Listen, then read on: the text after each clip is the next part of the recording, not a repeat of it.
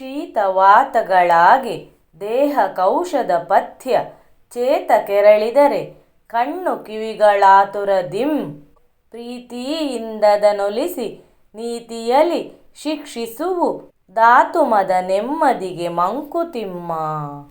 ಮಂಕುತಿಮ್ಮನ ಕೃತಿಗಳು ಜೀವನದ ಎಲ್ಲ ಆಯಾಮಗಳನ್ನು ಸ್ಪರ್ಶಿಸುತ್ತವೆ. ಅವರ ಕಗ್ಗವು ಸರಳವಾಗಿದ್ದರೂ ಅರ್ಥಗರ್ಭಿತವಾಗಿವೆ.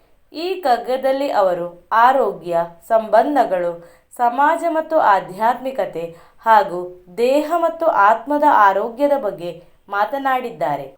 ಆಯುರ್ವೇದದ ಪ್ರಕಾರ ಶೀತ ಮತ್ತು ವಾತ ದೋಷಗಳು ದೇಹದಲ್ಲಿ ಅಸಮತೋಲನವನ್ನು ಉಂಟುಮಾಡುತ್ತವೆ. ಇದರಿಂದ ಜೀರ್ಣಕ್ರಿಯೆ ನಿಧಾನವಾಗುವುದು, ಮಲಬದ್ಧತೆ, ಕೀಲು ನೋವು ಮುಂತಾದ ಸಮಸ್ಯೆಗಳು ಉಂಟಾಗುತ್ತವೆ.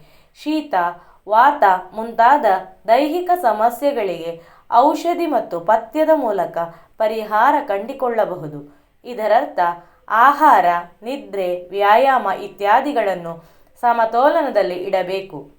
ಕಣ್ಣು ಮತ್ತು ಕಿವಿಗಳ ಮೂಲಕ ಪ್ರವೇಶಿಸುವ ನಕಾರಾತ್ಮಕ ವಿಚಾರಗಳು ಆತ್ಮದ ಶಾಂತಿಯನ್ನು ಕದಡುತ್ತವೆ.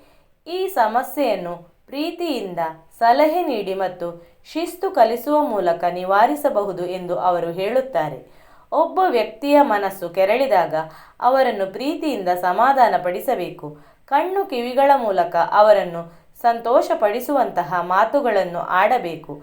ಆದರೆ ಅವರ ತಪ್ಪುಗಳನ್ನು ಸರಿಪಡಿಸುವ ಸಲುವಾಗಿ ನೀತಿಯ ಮಾತುಗಳನ್ನು ಹೇಳುವ ಮೂಲಕ ಶಿಕ್ಷಿಸಬೇಕು. ಸರಳವಾಗಿ ಹೇಳುವುದಾದರೆ, ಒಬ್ಬ ವ್ಯಕ್ತಿ ಕೋಪಗೊಂಡಾಗ ಅವರನ್ನು ಪ್ರೀತಿಯಿಂದ ಸಮಾಧಾನಪಡಿಸಬೇಕು ಮತ್ತು ಅವರ ತಪ್ಪುಗಳನ್ನು ಸರಿಪಡಿಸಲು ಬುದ್ಧಿವಾದ ಹೇಳಬೇಕು. ಧಾತುಮದ ನೆಮ್ಮದಿಗೆ ಇದು ಉದ್ದೇಶದಲ್ಲಿ ಆರೋಗ್ಯದ, ಮನಸ್ಸಿನ ಶಾಂತಿ ಮತ್ತು ಸಮಾಧಾನವನ್ನು ಸಾಧಿಸಲು ಉತ್ತಮ ರೀತಿಯ ದೇಹ ಕೌಶಲ ಮತ್ತು ನಿಯಮಿತವಾದ ಜೀವನ ಕ್ರಮಗಳನ್ನು ಅನುಸರಿಸಲು ಪ್ರೇರೇಪಿಸುತ್ತದೆ. ನಾವು ದೈಹಿಕ ಆರೋಗ್ಯಕ್ಕೆ ಹೇಗೆ ಕಾಳಜಿ ವಹಿಸುತ್ತೇವೆಯೋ ಹಾಗೆಯೇ ಆತ್ಮದ ಆರೋಗ್ಯಕ್ಕೂ ಕಾಳಜಿ ವಹಿಸಬೇಕು. ಕಣ್ಣು ಮತ್ತು ಕಿವಿಗಳ ಮೂಲಕ ನಾವು ನೋಡುವ ಮತ್ತು ಕೇಳುವ ವಿಚಾರಗಳು ನಮ್ಮ ಮನಸ್ಸನ್ನು ಪ್ರಭಾವಿಸುತ್ತವೆ. ನಕಾರಾತ್ಮಕ ವಿಚಾರಗಳು ನಮ್ಮ ಆತ್ಮದ ಶಾಂತಿಯನ್ನು ಕದಡುತ್ತವೆ.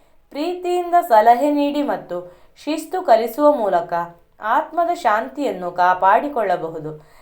ಸತ್ಸಂಗ, ಸದಾಚಾರ, ಸದಾಹಾರ ಮತ್ತು ಸದ್ವಿಚಾರಗಳು ಆತ್ಮದ ಶಾಂತಿಗೆ ಸಹಕಾರಿ. ಸರಳವಾಗಿ ಹೇಳುವುದಾದರೆ, ನಾವು ನಮ್ಮ ದೇಹವನ್ನು ಆರೋಗ್ಯವಾಗಿ ಇಟ್ಟುಕೊಳ್ಳುವಂತೆ ನಮ್ಮ ಆತ್ಮವನ್ನು ಕೂಡ ಆರೋಗ್ಯವಾಗಿ ಇಟ್ಟುಕೊಳ್ಳಬೇಕು. ಇದಕ್ಕೆ ನಾವು ಒಳ್ಳೆಯ ವಿಚಾರಗಳನ್ನು ಆಲೋಚಿಸಬೇಕು ಮತ್ತು ಒಳ್ಳೆಯ ಕೆಲಸಗಳನ್ನು ಮಾಡಬೇಕು. ಈ ಕಗ್ಗವು ನಮಗೆ ಆತ್ಮದ ಮಹತ್ವವನ್ನು ಮತ್ತು ಅದನ್ನು ಹೇಗೆ ಶಾಂತವಾಗಿ ಇಡಬೇಕು ಎಂಬುದನ್ನು ತಿಳಿಸುತ್ತದೆ. ಇದು ನಮ್ಮ ಜೀವನದಲ್ಲಿ ಸಂತೋಷ ಮತ್ತು ಶಾಂತಿಯನ್ನು ತರಲು ಸಹಕಾರಿಯಾಗಿದೆ. ಮಂಕುತಿಮ್ಮನ ಕಗ್ಗವು ಜೀವನದ ಎಲ್ಲ ಆಯಾಮಗಳನ್ನು ಸ್ಪರ್ಶಿಸುತ್ತವೆ. ಅವರ ಕಗ್ಗವು ಸರಳವಾಗಿದ್ದರೂ ಅರ್ಥಗರ್ಭಿತವಾಗಿವೆ. ಅವರ ಕಗ್ಗವನ್ನು ಜೀವನದಲ್ಲಿ ಅಳವಡಿಸಿಕೊಂಡರೆ ನಾವು ಸುಖಿ ಮತ್ತು ನೆಮ್ಮದಿಯ ಜೀವನವನ್ನು ನಡೆಸಬಹುದು.